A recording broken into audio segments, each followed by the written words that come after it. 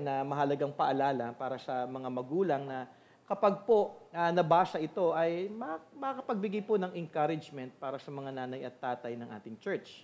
At maganda na makita po natin yung kahalagahan ng pagbabahagi po ng gospel o ng katotohanan sa ating mga anak. Basahin ko lamang po ito, 2 Timothy chapter 1 verse 5. I am reminded of your sincere faith, a faith that dwelt first in your grandmother Lois and your mother Eunice, and now I am sure dwells in you as well. So si Paul dito, kinakausap niya si Timothy at sinasabi niya yung kanyang faith na kanyang natanggap sa kanyang lola at sa kanyang nanay. Okay? At sabi pa dito ni Paul, sigurado siya na ang faith na ito, kung may faith man yung grandmother, yung nanay, itong faith na ito na nakita sa kanila ay nakita din niya sa kanya. So faith in 3 generations po ito. Faith passed by each one sa kanilang mga anak. At babalikan actually yung understanding po nito, yung kanyang sinabi dito in 2 Timothy chapter 3, verse 14 to 15.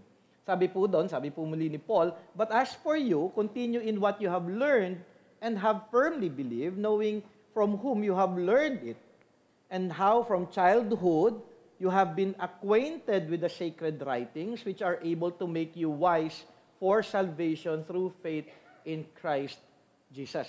Actually, in context po dito ay paalala ni Paul na ang mundong ito ay makasalanan. It will even go from bad to worse, sabi ni Paul.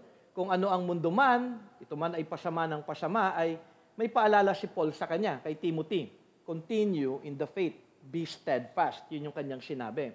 Faith na kanyang natutunan, actually, yung faith na ito ay nagmula sa kanyang grandmother at sa kanyang mother. At ngayon, makikita po natin na yung faith din na ito ay naituro sa kanya ni Paul. Saan ang faith na ito nanggaling? Sa salita ng Diyos. Sabi nga, which are able to make you wise for salvation through faith in Jesus Christ. Ito ay halimbawa actually sa atin ngayon. Siguro maganda na inyong tignan ang inyong relasyon din kung kayo po ay magulang, inyong tignan po ang inyong relasyon sa inyong mga anak. Ikaw nga ba ay nagpapasa ng katotohanan ng salita ng Diyos? Ibinabahagi ang gospel sa iyong anak. Nagbibigay oras na sila ay turuan at makilala ang ating Panginoon at tagapagligtas na si Kristo Jesus. Mahalaga po ito dahil ito po ay nasa Bible. Ibig sabihin, kung hindi nyo po ito nagagawa, then you are sinning, especially if you are a Christian, because this is written in the Word of God. Kasi pag sinabi ko, di ba kapag ka-indicative, it is truth, the response to truth is obedience. If it is imperative, it is a command. So if it is a command, you are to obey it. And then not to obey it and not to respond in the truth given to us in the Scripture is disobedience.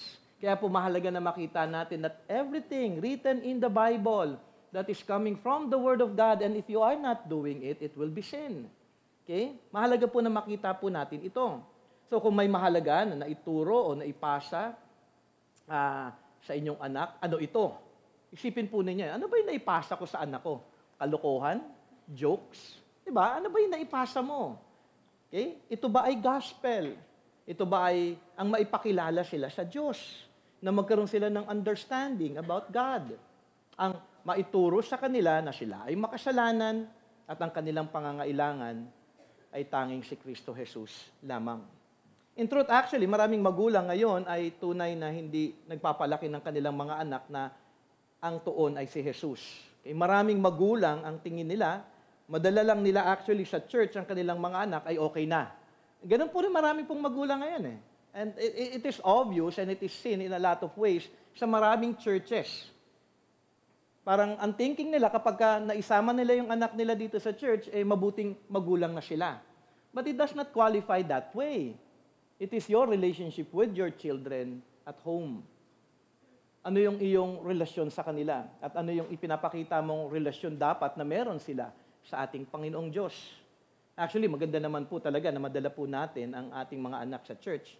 Pero ito ay mas mahalaga na sila mismo, actually, ay maturuan natin, tayong mga magulang, patungkol sa ating Panginoon na tagapagligtas.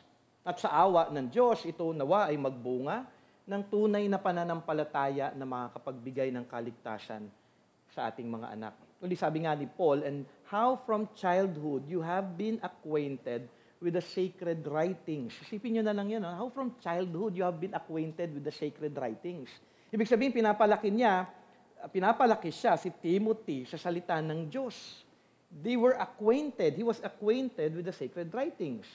And that writing, sabi nga, which are able to make you wise for salvation through faith in Christ Jesus. So, parents, share the gospel to your children. Parents na, actually, kung may malalaki na po ang inyong anak, graduate man sila, may trabaho na sila, o may pamilya man, kung wala pa po sila kay Kristo Jesus. Ito ngayon ay pagkakataon ninyo dahil you have heard it not from me, but from the Word of God, na inyo pong ituro sa kanila kung sino si Kristo, kung ano ang gospel, at mahalagang paalala sa kanila patungkol sa kaligtasan. Kung hindi nyo po nagagawa pa ang katotohanan na ito, hindi nyo nagawa actually in your life, then repent. Repent. Now ask the Lord na ito ay maituro pa ninyo sa inyong anak at sa susunod pa na henerasyon. At bago po ako mahulog sa topic ng parenting, dahil baka extended na po tayo doon, at mag-iisip ko, Brother Jay, last week pa tayo nagpe-parenting Okay, aking ibinabahagi ito dahil ito ay mahalaga ding bahagi po sa ating pag-aaral sa Hebrews chapter 11. Okay? Patungkol po ito sa faith ni Moses. Siguro maaari na maging question ay, paano nga ba nagkaroon ng faith si Moses at kanyang talikuran ang Egypt? Okay? Sa ating pag-aaral last Sunday, ating nakita ang faith ng magulang ni Moses. Diba? Tinago ng mga magulang ni Moses tinago siya ng kanyang parents dahil nakitang beautiful siya. Okay? And mainly because they are Israelites, they worship God and they believe the true and only God. Okay? Dahil ito din yung tulay actually upang si Moses ay magkaroon din ng tunay na faith sa ating Diyos. Ano ang itinuro ng magulang ni Moses sa kanya? Ang patungkol sa Diyos, di ba? Nung siya ay nakuha doon sa water nung Pharaoh's daughter, ano yung sabi ni Miriam? Meron ako pwedeng mag-alaga para sa kanya para mag-win dito sa batang ito. So tinawag yung nanay ni Moses at siya yung nagpalaki kay Moses. Okay? For sure, dahil alam din naman ni Moses nung siya ay lumaki na siya ay isang Hebrew, siya ay bahagi ng lahi actually ng Israel, siya ay natuto at nakilala niya ang ating Panginoong Diyos. Ang Diyos na siyang naglikha, actually, ng langit at ng lupa, ang Diyos na nagbigay ng covenant kay Abraham, Isaac, at Jacob. Naituro ito sa kanya, kay Moses. Alam niya, actually, yung history ng bayan ng Israel. Ang Diyos na nagligtas sa kanila sa famine sa pamamagitan ni Joseph. At naibahagi din sa kanya kung paano kumilos ang Diyos sa kanya nung baby pa siya. Siyempre, nakwento, alam mo anak, magkaroon ng rule, ng law, yung Pharaoh at that time, na ipapatay lahat ng bata, pero tinago ka namin. So from those stories, siyempre, nabuo ito sa kanyang puso at kanyang nakilala ang ating Panginoong Diyos, na may plano ang ating Panginoon para sa kanya. Alam mo, napakasama ng Egyptians na yan, dahil tayo, lahi ng Hebrews at mga ng Hebrew before, ay dumarami. Kaya gusto niya tayong papatayin. Na siya ay bahagi actually ng covenant ng Diyos sa kanilang lahi. So alam ni Moses na siya ay isang Hebrew at kanya itong pinanghawakan dahil na rin sa tulong ng kanyang magulang. Siyempre lahat ng ito ay by grace dahil sa pagkilos din ng ating Panginoong Diyos sa kanila. Sabi nga ni Richard D. Phillips, and I quote, because of his parents' faith, Moses grew up conscious of his own identity and believing the promises of the Lord to the afflicted people of Israel. They gave Moses that which is most needful to any child, faith in the Lord. It was by faith that Moses chose to be identified with the people of God. So naibahagi po ito kung sino ang Diyos at kung sino siya sa harapan ng ating Panginoong Diyos. Kaya nga kung makikita natin, bakit niya pinili? Kasi alam niya ang mga katotohanan patungkol sa kanyang sarili at sa kanyang pamilya. Ngayon, may additional background tayo sa mga pangyayari na ating basahin muli. Okay, ang ating passage. Para magkaroon lamang po tayo ng idea. Basahin lamang po muli natin yung ating passage, which is Hebrews chapter 11. So, inaaral pa rin po tayo. Nandito pa rin po tayo sa Hebrews chapter 11. I'll be reading again from verse 23 up to verse 29. Sabi po rito in ESV version, by faith, Moses, when he was born, was hidden for 3 months by his parents because they saw that the child was beautiful. And they were not afraid of the king's edict. By faith, Moses, when he was grown up, refused to be called the son of Pharaoh's daughter, choosing rather to be mistreated with the people of God than to enjoy the fleeting pleasures of sin. He considered the reproach of Christ greater wealth than the treasures of Egypt, for he was looking to the reward. By faith, he left Egypt, not being afraid of the anger of the king, for he endured as seeing him who is invisible. By faith, he kept the Passover and sprinkled the blood so that the destroyer of the firstborn might not touch them. By faith, the people crossed the sea as on dry land, but the Egyptians, when they attempted to do the same, were drowned. So tignan lamang po muli natin yung ating outline. Sabi nga, tatlong bagay po tayo nga aralin dun sa faith po ni Moses. Fearless faith na naaral natin last Sunday, which is verse 23, and to this morning, world-rejecting faith, verses 24 to 26. And next Sunday, we will be studying trusting in the Lord faith, which is in verses 27 to 29. So aralin po natin ngayong umagang ito, verse 24 to 26. So sa ating pagbasa sa Book of Exodus, kung inyo na po itong nabasa at kung meron po kayong idea about it, inyong mapapansin na hindi malinaw yung mga detail na nabanggit patungkol sa mga bagay na nabanggit din po dito ng writer dito sa Hebrews. So dito kasi sa Hebrews, sabi nga, by faith Moses, when he was grown up, refused to be called the sons of Pharaoh's daughter, choosing rather to be mistreated with the people of God than to enjoy the fleeting pleasures of sin. He considered the reproach of Christ greater wealth than the treasures of Egypt, for he was looking to the reward.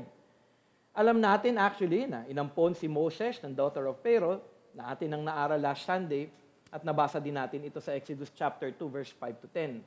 Pero siguro for more background and understanding, siguro magandang basahin din po natin yung Exodus chapter 2, yung susunod po na bahagi, from verse 11 to verse 15. Dahil dito po manggagaling yung context na sinasabi po nung writer ng Hebrews. Basahin ko lamang po, siguro you can follow me if you have your Bibles, you can open your Bibles, Exodus chapter 2, verse 11 to 15. One day, when Moses had grown up, he went out to his people and looked on their burdens. And he saw an Egyptian beating a Hebrew, one of his people. He looked this way and that, so tingin-tingin siya, okay? Seeing no one, he struck down the Egyptian and hid him in the sand. When he went out the next day, behold, two Hebrews were struggling together. And he said to the man in the wrong, "Why do you strike your companion?" He answered, "Who made you a prince and a judge over us? Do you mean to kill me as you killed the Egyptian?" Then Moses was afraid and thought, "Surely the thing is known." When Pharaoh heard of it, he sought to kill Moses. But Moses fled from Pharaoh and stayed in the land of Midian, and he sat down by a well. So dito makikita po natin yung mga details na ibinigay po doon sa ating binasa from Exodus chapter 2, verse 5 to 10. Hindi po masyado clear doon sa binanggit po doon sa Hebrews chapter 11. Pero actually, in Scripture, may another angle po na pwede nating makita yung passage po na ito, yung story about this. At makikita pa po natin yung iba pa pong mga details doon sa speech na ibinigay ni Stephen sa Acts chapter 7, verse 20 to 29. Para at least ma-cover po natin yung buong Scripture, mahalaga na makita po natin kung ano talaga yung mga detalye about Moses. So sabi po ni Stephen, bago po siya i-stone, bago po siya mamatay, bigay po kasi siya ng clear detail doon sa plano ng Panginoon about the salvation that is coming from our Lord and Savior Jesus Christ. Sabi Acts 7, 20 to 29, "At this time, Moses was born and he was beautiful in God's sight, and he was brought up for 3 months in his father's house. And when he was exposed, Pharaoh's daughter adopted him and brought him up as her own son. Moses," ito yung ibang mga "Moses was instructed in all the wisdom of the Egyptians, and he was mighty in his words and deeds. When he was 40 years old," okay, 40 years old na pala siya nung siya titingin-tingin at walang nakita at pumatay. Okay? "It came to his heart to visit his brothers the children of Israel, and seeing one of them being wronged, he defended and oppressed man and avenged him by striking down the Egyptian. He supposed that the brothers would understand that God was giving them salvation by His hand, but they did not understand. Actually, dito sa verse 25 pa lamang, he supposed that his brothers would understand that God was giving them salvation. So in the mind of Moses at that time, at the age of 40, alam niya na pinili siya ng Diyos to save Israel. Hindi natin alam kung paano, pero maaaring nangusap sa kanya ang ating Panginoon at that time. Pero ito hindi po naintindihan pa at that time ng mga Israelita, ng mga Hebrew that time. Verse 26, and on the following day, he appeared to them as they were quarreling and tried to reconcile them, saying, Men, you are brothers. Why do you wrong each other? But the man who was wronging his neighbor thrust him aside, saying, Who made you a ruler and a judge over us? Do you want to kill me as you killed the Egyptian yesterday? At this retort, Moses fled and became an exile in the land of Midian, where he became the father of 2 sons. So ano po yung mga katotohanan na makikita po natin dito? What are the things na makikita po natin about the life of Moses? So si Moses lumaki na naipakilala sa kanya ang tunay niyang pagkatao na siya ay isang Hebrew, okay? Na kinikilala ang tunay na Diyos. Lumaki din si Moses, sabi nga sa verse 22, sa ating nabasa dito sa Acts chapter 7, was instructed in all the wisdom of the Egyptians, and he was mighty in his words and deeds. Ito actually yung sitwasyon ni Moses. At maganda na ma-picture po natin yung kanyang, alam mo, kung ano yung laman ng kanyang isip, kung ano man yung kanyang katayuan sa harapan ng ating Panginoong Diyos. May dalawang sitwasyon siya sa kanyang kinakatayuan. Ang isa ay pagkilala sa Diyos, at ang isa pagkilala sa mundo, sa Egypt. Alam mo yun, parang dalawang karakter meron siya, dalawang person siya at that time. Alam niyang Hebrew siya, pero alam niya na adopted child din siya ng Egypt. Okay? Alam niya na siya ay Hebrew, pero ang lahi niya na ito ay slave in Egypt. Di ba parang, okay, ako ay Hebrew, pero slave naman itong mga ito. At alam din niya, actually, kung slave man yung, ini-enslave man sila ng Egypt, alam din niya na masama yung ginagawa o kasalanan sa Diyos, yung ginagawa ng Egypt sa bayan nila. Alam niya din ni Moses ang privilege na meron siya sa Egypt. Alam niya yan eh. Actually, Prince of Egypt siya eh. Kumbaga, anak siya ng daughters Pharaoh eh. Nakalinya din siya actually na maging leader ng kanilang bayan. Actually, baka leader na nga siya at that time eh. Dahil 40 years old na siya nung panahon na yon. Alam din ni Moses ang yaman ng Egypt. Na kung kayamanan ng pag-uusapan, actually at that time, Egypt yung pinakamayaman. Lalo na siya na tinuturing na anak ng daughter ni Pharaoh. Okay? Napakataas. Actually, alam niya na mataas ang kanyang posisyon. Alam niya, nakilala niya ang Diyos ng Israel at alam din niya ang Diyos-Diyosan ng Egypt. Alam niya ang dalawang katotohanan na ito. Actually, ito yung sitwasyon niya eh. Parang kung ikaw, kung iisipin niyo lamang po, ako, while I was studying this, oo nga, alam niya lahat ng mga bagay na ito at makita natin ngayon kung dito sa katotohanan na ito sa kanyang sitwasyon, makita natin kung paano kumilos ang ating Panginoong Diyos at kung paano siya actually tumugon in faith sa kanyang buhay.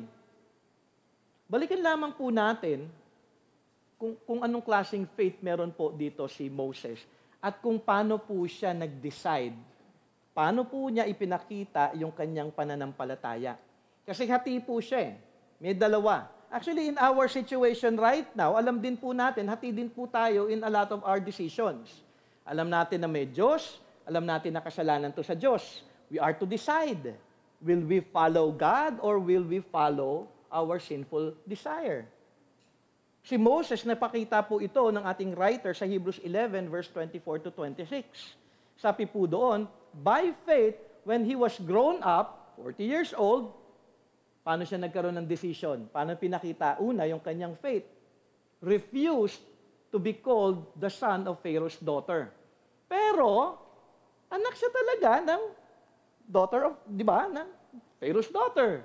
Kumbaga, ampon nga lang. Pero bilang ampon, anak pa rin siya. Dahil itinuring siya eh. Okay? So yun yung isang bagay na makikita po natin. Pangalawa, again, yung word choosing. Kasi alam niya eh, choosing rather to be mistreated with the people of God. Alam niya, hindi ako pwede, actually, katotoo lang, hindi ako pwedeng pumasok sa sitwasyon ng mga Israelita at ako ma-mistreat. Dahil slave sila eh. Anak ako ng Pharaoh's daughter. Pwede ko dito. But, sabi nga, he chose. Namili po siya. Okay? Choosing rather to be mistreated with the people of God than to enjoy the fleeting pleasure of sin.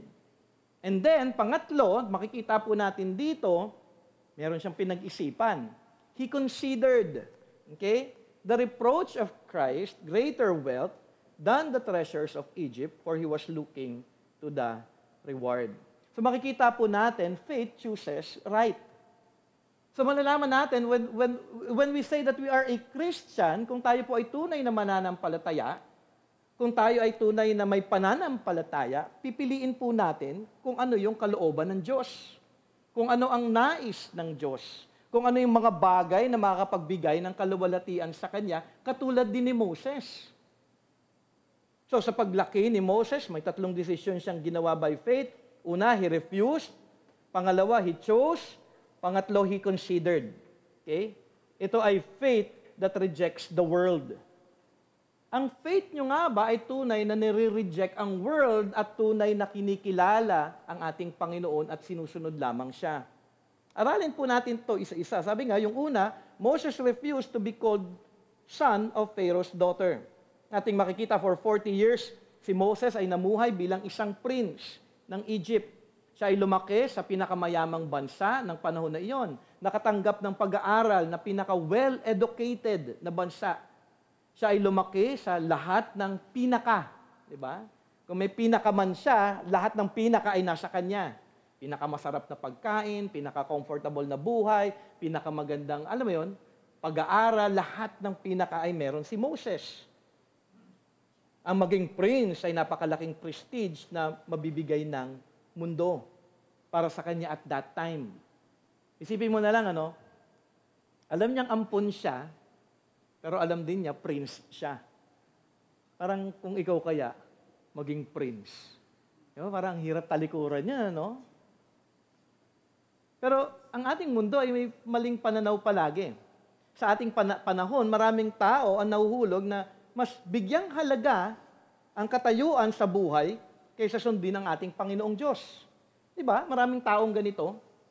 Mas mahalaga ang mapangalagaan ang pangalan nila kaysa pangalagaan ang pangalan ng ating Panginoong Hesus. Mas mahalaga na masunod ang pananaw ng tao, na ito'y mas mahalaga kaysa sa sundin ang kautusan ng ating Panginoong Diyos.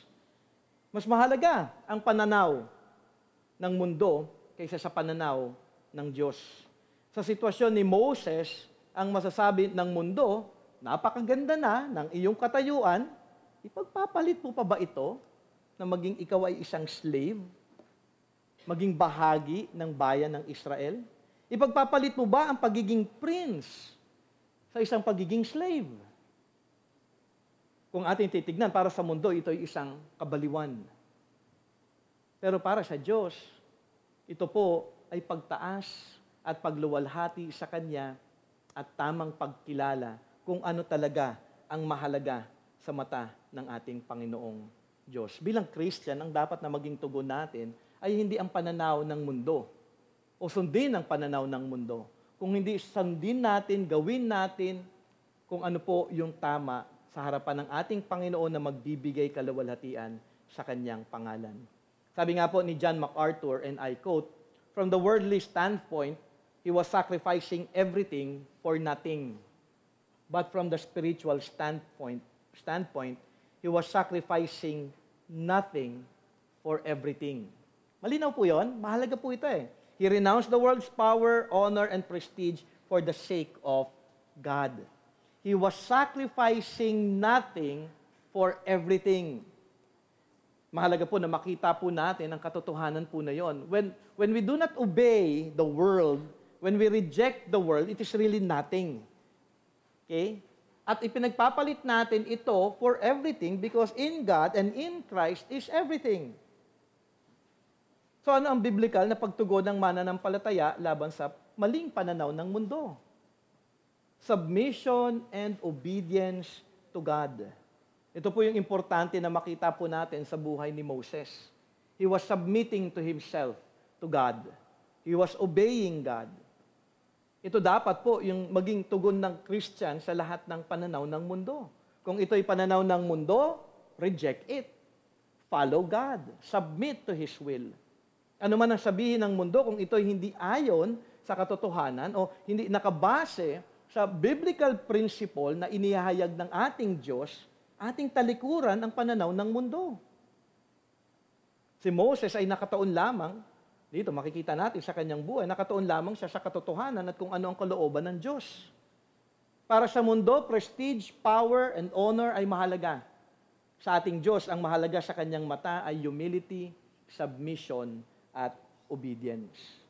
Mahalaga po na makita natin yung katotohanan na ito. Ikaw ba sa ngayon ay nakatayo na mahalaga ang pananaw ng tao kaysa sa pananaw ng Diyos? Ikaw ba ay namumuhay that way? Alam mo yun, yung parang you do your life na parang ang tinitignan mo kung ano yung maiisipin ng ibang tao. Marami pong mga taong ganun, di ba? Na parang kung ano yung isipin nila, yun yung mahalaga. Maraming tao, ayaw silang tignan na mababa kasi gusto niya na tingin sa kanya ay mataas. Ngunit ito lamang ay pagtaas sa sarili o isang kayabangan. Di ba ito ay madalas na ginagamit ng ibang tao? Kunyari daw, example lamang po, kapag nahuli ng pulis, okay, ano ipapakita nila minsan? Papakita sila ng ID. Di ba? Ng isang kilalang tao. Kumbaga, gusto nilang ipalaging ayaw nila na yung mababa yung tingin sa kanila eh. O kaya sasabihin nung taong ito, di mo ba ako kilala? Masyadong yabang, ano? Sasabihin din sa kanya, ako, hindi mo ba ako kilala? In truth, doon lang naman sila nagkita. Tapos sasabihin nila kung magkakilala sila. Siyempre, hindi. Maliban na lang kung si presidente natin yung nandun, nagsabi, hindi ba, dapat kilala mo kung sino yung presidente natin. Okay? Actually, ito yung problema ng mundo eh. Yung kayabangan, ayaw nila ng humility, ayaw nila ng submission kay God, ayaw nila ng obedience. Ayaw nila, actually, later on, we'll be studying about suffering. Gusto nila palagi, honor, prestige. Pero may mga pagkakataon na gusto ng ating Panginoon na tayo ay maibaba. Actually, doon sa sitwasyon po na yun, nais ng Diyos na magpasakop sa batas at akuin yung violation at magpakumbaba. Yun lamang po yun eh. Ako at, di ba, hindi ko alam kung nakwento ko sa inyo to before, nung ako din nag-drive, nakababa kasi yung binababa doon, visor, hindi ko nakita yung stoplight. Nag-stop na pala. Kaya pala nagtataka ako yung mga tao, bakit parang ako nasa gitna ng kalsada? Tapos pag angat ko, uy, stop na pala. So, yung traffic enforcer, lapit sa akin, kakamot-kamot. Stop na! Ay, oo nga po, stop na. Hindi ko po nakita. So, sorry po. Sabi ko ganun, so sorry. Violation po yung ginawa ko. So, any violation po na ginawa ko, I will just accept. Obvious naman po, dahil nasa gitna ako ng kalsada. So, actually, alam mo yun, pakumbaba ka lang. Tapos, nagulat na lang ako nung tanongin niya ako. Sabi niya, ano po ba trabaho niyo, sir? Ayoko naman sabi. Alam mo, magsinungaling ako na isang engineer. Di ba? O kaya ako isang doktor. Hindi nyo ba nakita may MD sa harap ng plaka ko? Parang hiya-hiya ako sabihin, isa po akong pastor. Tapos nag-violate pa, no? Actually, at that time, sabi nga nung traffic enforcers, ay, pastor po ba kayo? Ay, naku, sige, sandali lang, kakausapin ko lang. Siguro, hinahanap niya yung higher authority sa kanya. Tapos sabi niya, sige, okay na yan, hayaan mo na. Ay, hindi ako, may violation po ako, okay lang ho. Tatanggapin ko po yun kasi para matuto din po ako next time, hindi ko din po siya magawa ulit dahil lesson po ito para sa akin. Ay, hindi, sige, mag-park muna kayo dyan sa isang tabi, tawagin ko lang siya, kausapin kayo. Dilapit ngayon sa akin yung mas mataas na may position sa kanila na traffic enforcer. Sir, sabi sa akin, pastor po kayo. Ay, opo. Ay, sige ho. Sige, pagbibigyan na lang ho namin kayo. Ganyan, ganyan. Sir, actually, okay lang po kung may violation. Wala po kung ano doon dahil I want to abide in the law. At bahagi po ito. Ayoko din naman po parang katulad ng asawa ko, palagi niya sinasabing doktor siya. Gusto ko lang mag-submit. Ayun nga the Lord is teaching us to humble, then humble. Hindi ko naman pwede sabihin sa kanya, hindi mo ba ako kilala? Actually, hindi mo talaga ako kilala. There are situations, gusto po natin itaas yung ating sarili, gusto natin tingin. Meron nga akong isang kakilala dati, isang missionary. Kinikwento lang sa akin to ni Pastor Bob. Talaga mali yung heart ng taong ito. Kahit saan siya magpunta, sinasabi niya missionary siya. Missionary siya. Missionary siya. You don't have, alam mo, it's not a badge. Hindi kung missionary ka, dapat mas humble ka. Dapat mas magpakita ka ng tamang karakter at karakter ng ating Panginoong Jesus. Bilang isang Christian, ang nais ng Diyos ay nagpapakumbaba at sumusunod tayo sa ating Panginoon. Ito man ay laban o taliwas sa pananaw ng mundo. Di ba minsan kapag may, hindi, dapat pinaglaban mo, dapat ganyan. Hindi natin kailangan ipaglaban. Hayaan po natin na matuto po tayo sa mga sitwasyon na ipinagkakaloob sa atin ng Panginoon. Kinikilala na dapat tayo po bilang mga Christian, kinikilala na ang Diyos ay Diyos at ang kalooban niya ang pinakamahalaga. Anong faith mayroon si Moses? Faith that refused prestige, power, and honor. A faith that is humble, a faith that submits, and a faith that obeys God's will. Yung ba yung faith na meron po kayo? Sabi nga ni John MacArthur, Moses cared nothing for his Egyptian heritage and advantages. Asyang pakialam doon. They were both pagan and worldly. And he had given himself to much greater things, and that is to follow our God. Number 2, Moses chose to be mistreated than to enjoy the fleeting pleasure of sin. Sabi doon, choosing rather to be mistreated with the people of God than to enjoy the fleeting pleasures of sin. Moses' faith chooses something we would not really choose. To be mistreated than to sin against God. Okay? Siguro ito sa ayaw ng maraming tao. Gusto niyo ba ma-mistreat? Gusto niyo ba na, in other words, to suffer? Suffering, ayaw ninyo yan, di ba? Ayaw nyo? May gusto ng suffering? In truth, ayaw natin. But as a Christian, mainly because we know suffering also given to us by God dahil may purpose yung suffering for a Christian. So, biblically thinking, at kung ating mind ay biblical at ayon sa salita ng Panginoon, we are to be gladly na i-accept yung suffering. Dito pinili ni Moses na mag-suffer kasama ng kanyang lahi. Sabi nga sa Launida, to undergo the same type of sufferings as other do. Okay? So, nag-suffer yung Israel, pinili ni Moses na mag-suffer kasama sila. Makikijoin ako sa kanila rather than to sin against God and to enjoy sin, which is fleeting. Sinabi dito ni Moses, makikisama ako, iwan ko ang Egypt. Ganito nga din ba yung klase ng faith na meron tayo? Mas pipiliin ang bagay na mahirap man, may suffering man, pero ito naman ay paglayo sa kasalanan. Ito naman ay pagsunod at paglakad sa kabanalan. Ang tao ayaw po ng suffering. Okay? Madali ba ang suffering? Siyempre, hindi. Kaya ang tuon ng marami, okay na magkasala na lang, huwag lang dumaan ng suffering. Magnanakaw para mabili yung gusto. Hindi maghirap. Magsisinungaling para hindi mapahiya. Makikipag-away para hindi makitang mahina o makitang duwag dahil ito ay nakakahiya. At marami pang pagtugon na paano makasalanan, huwag lang mag-suffer. Ang dami po eh. Pero bilang mananampalataya, alam natin na ang pagsubok o suffering ay pagkakataon na ibinibigay ng Diyos upang tayo ay mapatatag sa ating pananampalataya. Bahagi po ito. James 1:2-4, sabi dito, count it all joy, my brothers, when you meet trials of various kinds. For you know that the testing of your faith produces steadfastness. Steadfastness yung pagiging matatag at nagko-continue pa rin na sumusunod sa Panginoon.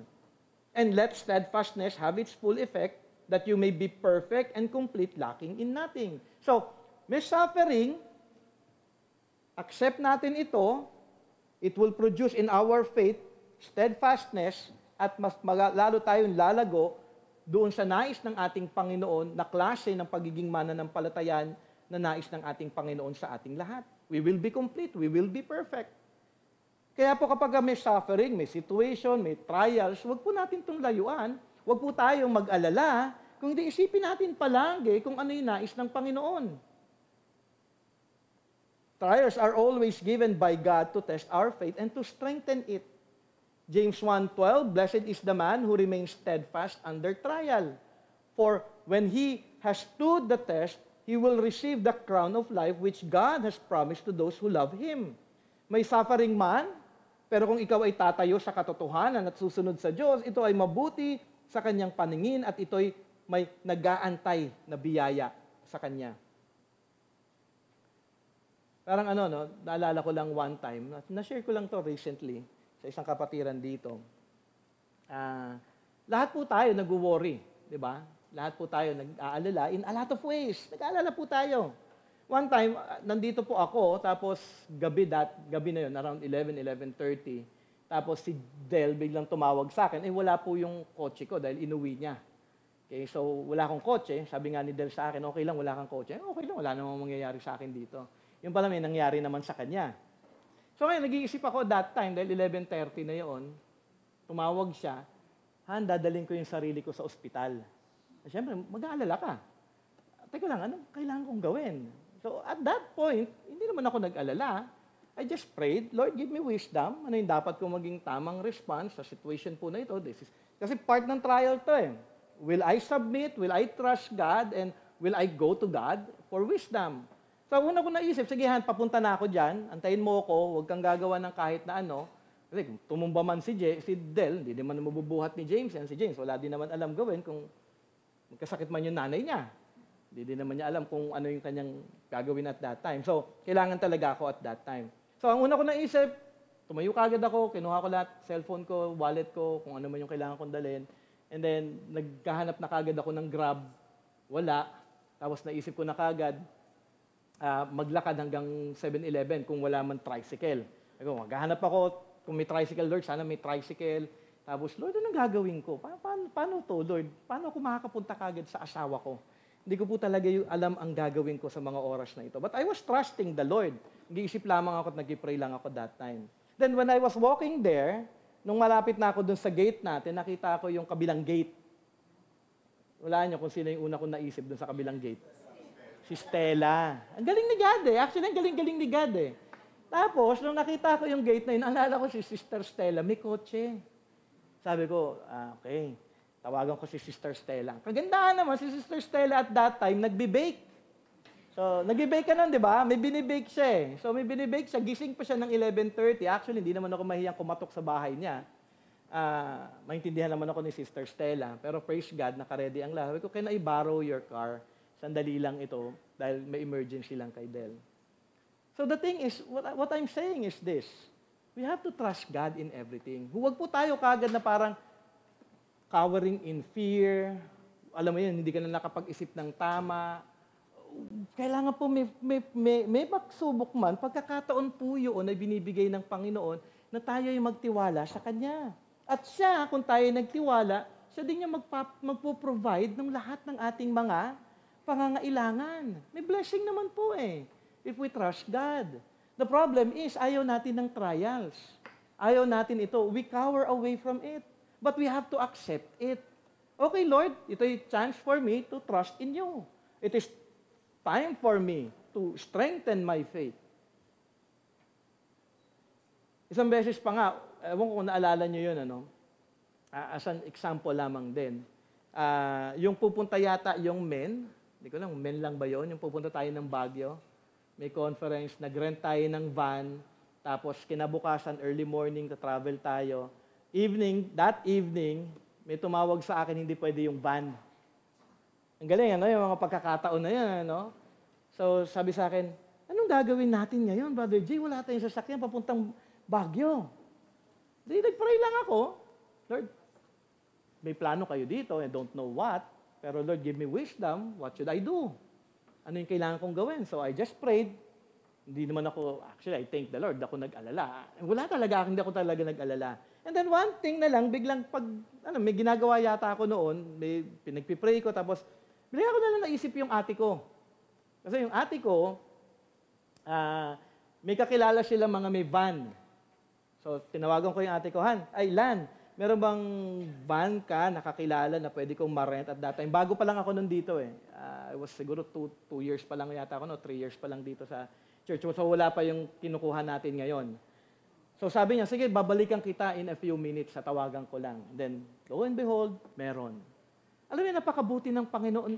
We will just continue to trust Him. But sometimes we don't like trials. But trials brings about steadfastness. Alam mo, kung may darating man ibang pagsubok, hindi.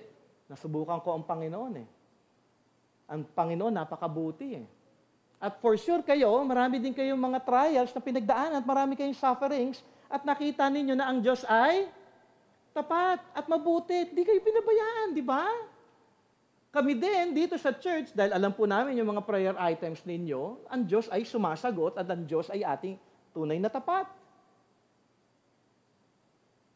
So we are not to, fear sufferings, but to hold it and trust the Lord. Sabi din sa Romans 5:3-5, not only that, but we rejoice in our sufferings. Parang hirap, no? We rejoice. Kasi nga alam natin, bilang Christian, di ba, we are to be people of the Word. Alam natin, suffering will produce perseverance. Kaya Lord, this will be an opportunity for me to grow in faith. Dapat ganun po yung pag may suffering, ganun po yung dapat na mindset natin eh.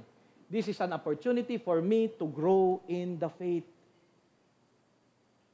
We rejoice in our sufferings, knowing that suffering produces endurance. And endurance produces character, and character produces hope. And hope does not put us to shame, because God's love has been poured into our hearts through the Holy Spirit who has been given to us. Sufferings produces great things in the life of a believer. Mahalaga po na maalala po natin yon. It will produce great things. It brings endurance, godly character, and hope. Sa oras ng suffering, ating tanggapin ito ng buong puso, tumugon ng may kabanalan na sumusunod sa Diyos at nagtitiwala sa Kanya at namumuhay ayon sa karakter ng ating Panginoong Jesus. Naalala ko lang din yung isang kapatiran sa High Rock. Iniisip ko nga kanina yung pangalan niya. Hindi ko na maalala. Gusto ko tanungin yung ate ko dahil kasel ng ate ko yon ni Mia sa High Rock. May cancer siya. Okay? She's been suffering sa cancer for how many years na. At yung buong church, actually, member din po siya ng High Rock. So, the whole church is praying for her, supporting her sa lahat ng kanyang mga needs. Pero in all of that, hindi siya actually nag-self-pity. Hindi siya yung parang wala nang ginawa, mamamatay na ako, dito na lang ako sa bed. Parang ganon. Tinanggap niya ang kanyang kalagayan at actually, mahirap po siya. Hindi po siya, parang wala siyang asawa, wala siyang magulang, magkapatid lamang po sila. So, wala silang means of income. Wala po talaga. Mahirap talaga yung buhay niya. At sa lahat ng paghihirap niya, siya pa rin actually, yun po yung isang bagay nung kinikwento sa akin, yung mga pangyayari sa buhay niya. Siya pa rin ay nagtiwala sa Diyos. At dahil sa kanyang pagtitiwala sa Diyos, doon lalo siya ginamit ng ating Panginoon mightily. Habang siya ay nakapila ng mahaba for check-up, siya ay nagbabahagi actually ng gospel tract, at nagbabahagi ng gospel sa mga kasama niya sa pila. Alam mo yon? Kapag pumila daw siya, inaabot siya ng mga 3 hours. Kasi hindi naman yun private hospital. Kumbaga, hospital yon para sa mahihirap, so mahaba talaga yung pila for that. Imbis na siya ay magtampo sa Diyos at mag-alala at wala nang gawin, okay? At maging tingin niya sa kanyang sarili, nakawawa siya, ang naging panalangin niya araw-araw ay magamit pa rin siya ng Diyos na makapagbahagi ng gospel despite of her condition. Until the end of her life, siya ay ginamit ng Diyos. At ngayon, crown of life na ang kanyang natanggap dahil may pinili siya na mag-suffer sa ating Panginoon, sa kanyang pangalan, kaysa mamuhay siya na hindi naging kagabit-gamit sa ating Panginoong Diyos.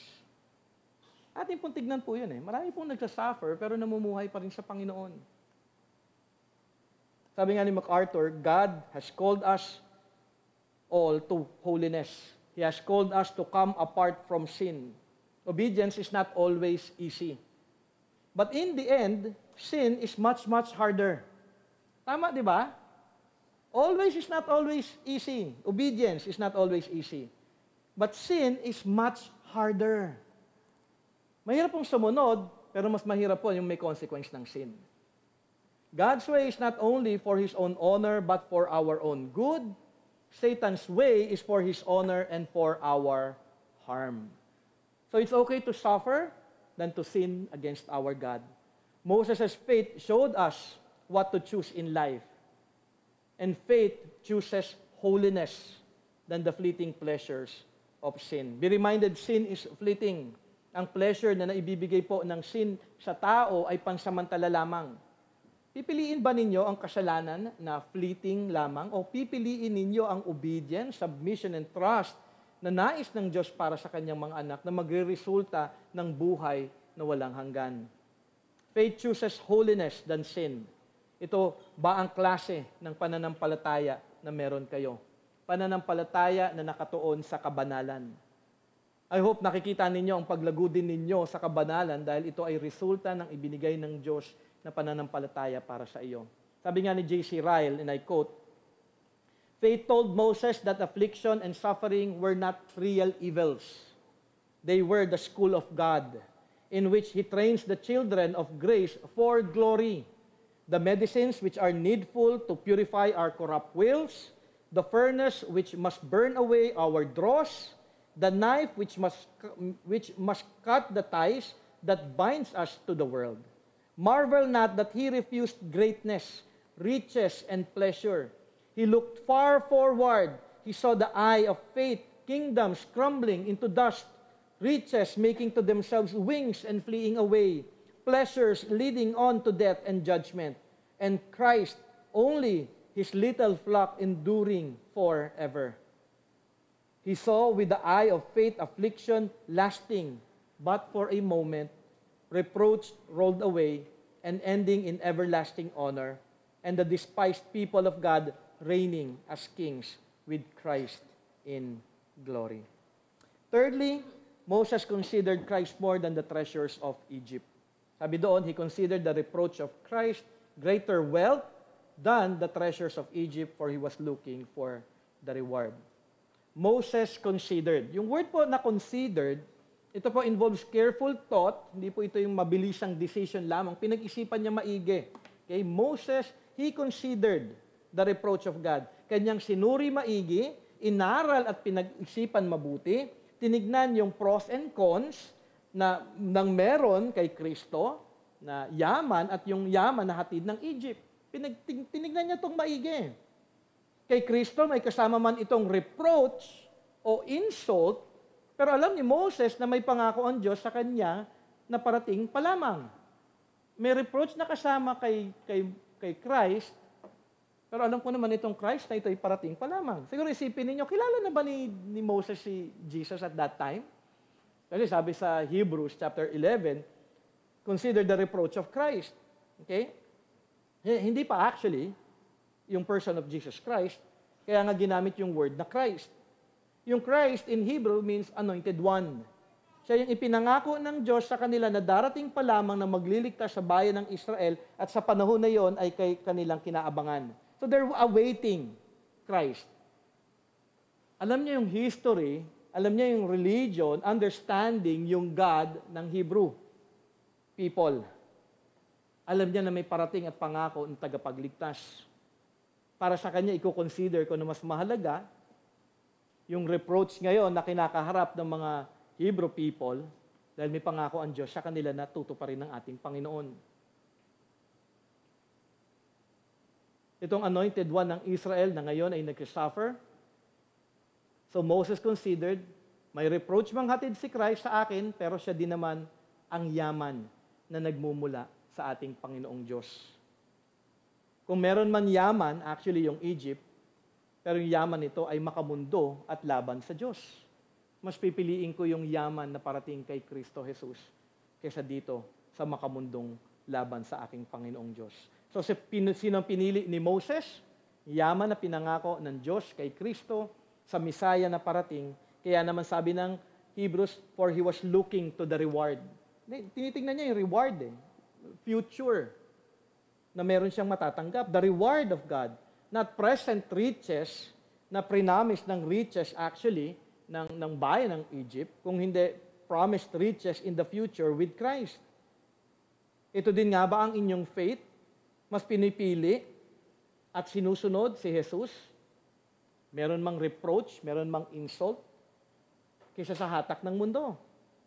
May suffering o affliction man na kasamang pagsunod kay Jesus, tayong mga mananampalataya, nawa ay patuloy lamang na sumusunod sa Kanya. Dahil ito po yung ating panawagan na maging isa kay Jesus even in suffering.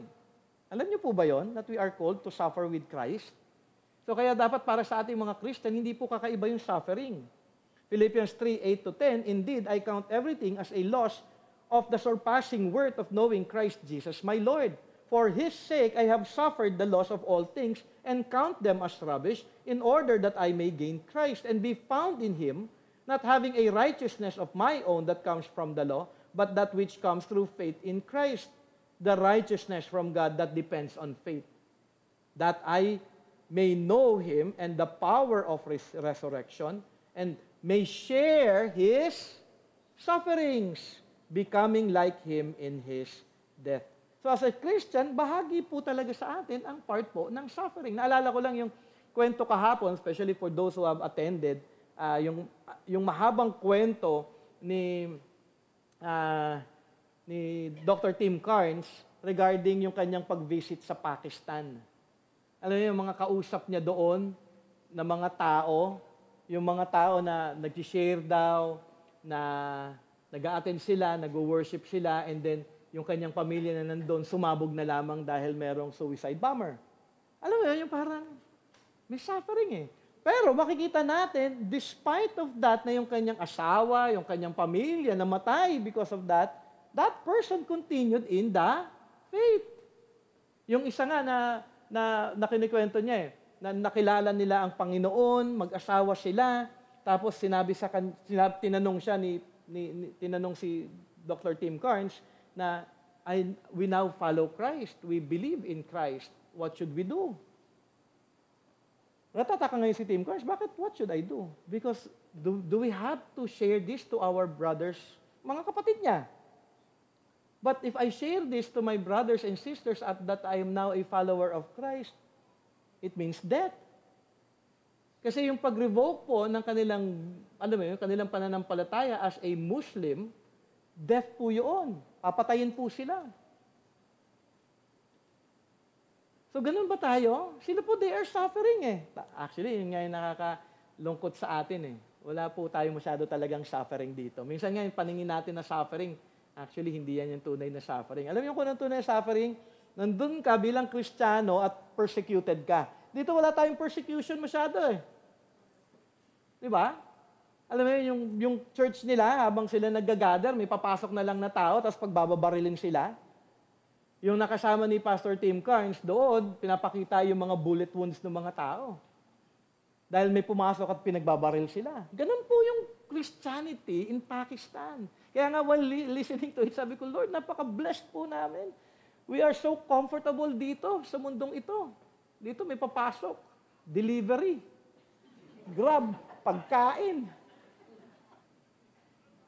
Doon papasok. Suicide bomber. They were called to suffer. Sila nga, kung actually, mababasa nila ito sharing the sufferings of Christ. Yes, we are one with Christ. They're suffering. Actually, sila Tim Carnes, pumunta din sila dun sa edges. Kasi Pakistan, Afghanistan. So, Taliban area siya. So, ang tapa nga ni Pastor Tim kasi nagpunta siya doon malapit sa Taliban area. Okay? Underground church yun nandun sa dulo na yun. Kinikwento niya, na yung mga tao doon, they do Christianity, worshiping together underground. So, nag-gather daw sila, ginather niya yung ibang mga tao doon, di ko alam kung saan, and then, habang nagtuturo daw siya, biglang tumayo yung isa at umiiyak. Akala niya parang, sabi nga ni Tim Carnes, parang na-bless, di ba? Doon sa message niya. Pero actually, yung sinabi nung lalaking yun, umiiyak siya at full of joy. Sabi sa kanila, in Tagalog na lang, kasi Pakistan yung sinabi. Hindi ko din naman kayang sabihin yung Pakistan words. Pero sabi dito actually nung lalaki, napakasaya ko dahil for 4 years, ngayon lang ako nakaawit sa Panginoon at nakapag-voice ng pag-praise sa ating Panginoong Diyos. They were suffering because they were hiding. They were suffering kasi hindi nila pwedeng ipakita yung kanilang pagiging Christian dahil papatayin sila. Tayo, nakakapag-service dito every Sunday, ayaw pa nga nung iba eh. Diba? Nakakalungkot po. Kung sila ipapalit nyo dito, a-attend sila palagi at hindi nila imimiss yung Sunday dahil ito'y napakalaking blessing sa kanila. Kayo kaya ipadala ko doon. Suffering is suffering. So when suffering comes, actually maliit lang po yung sufferings natin dito. Hindi mo maikukumpara sa kanila. So let's accept suffering with Christ. Romans 8:16-17, the Spirit Himself bears witness with our spirit that we are children of God.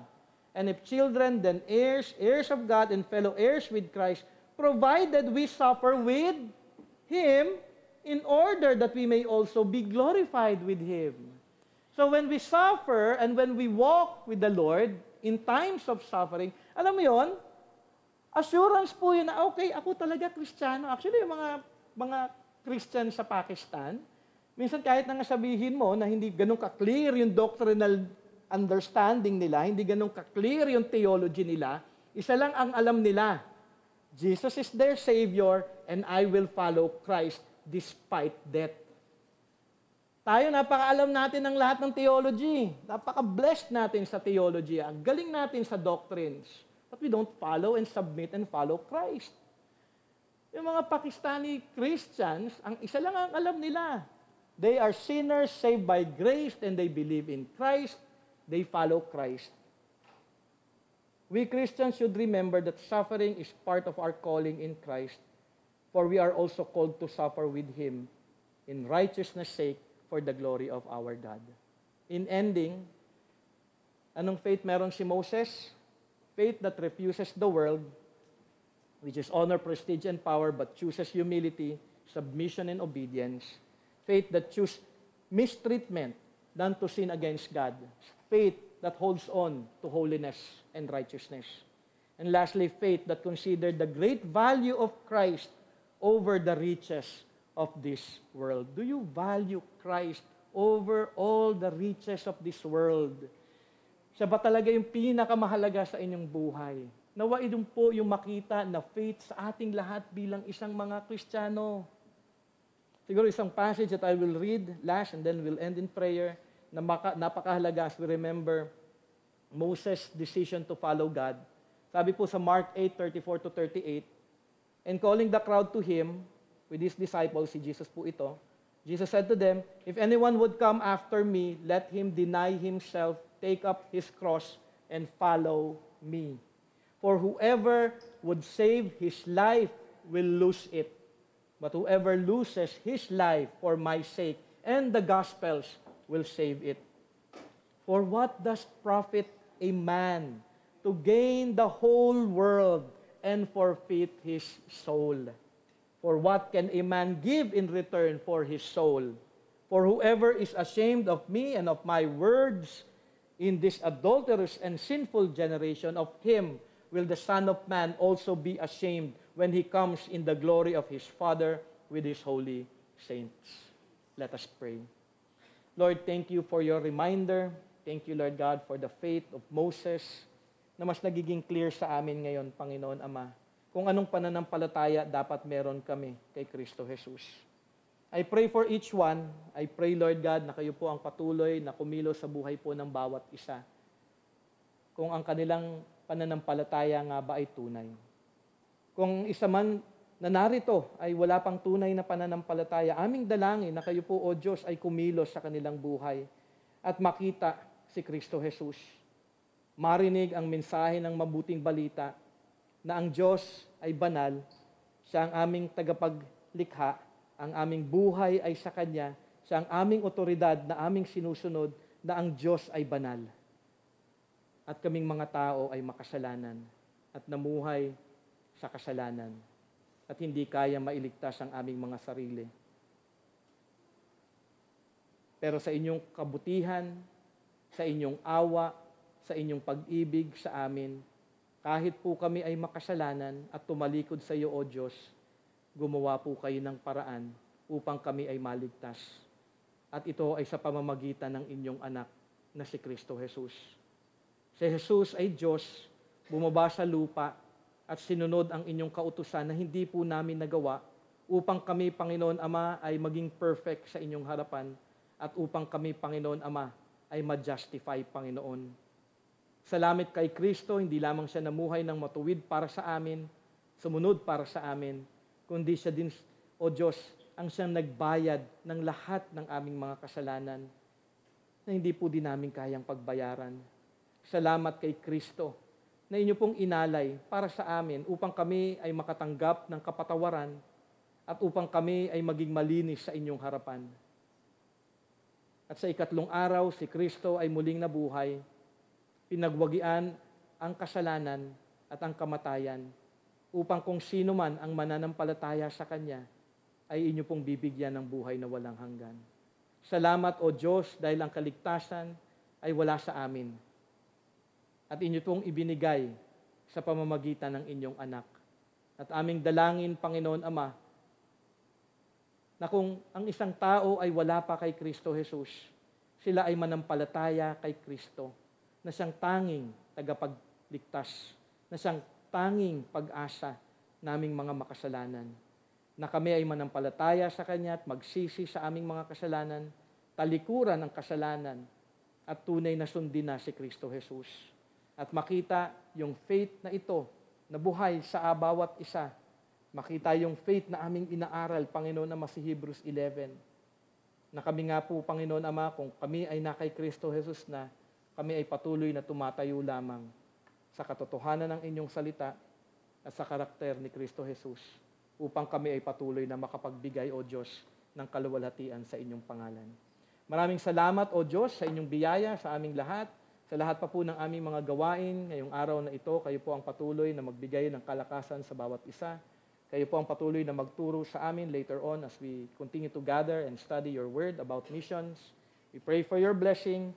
The coming days, we pray for your guidance. I pray for each one that they may grow in reading your word, to grow in their prayer lives, to grow in trusting you and obeying you and giving you honor and glory. In Jesus' name we pray.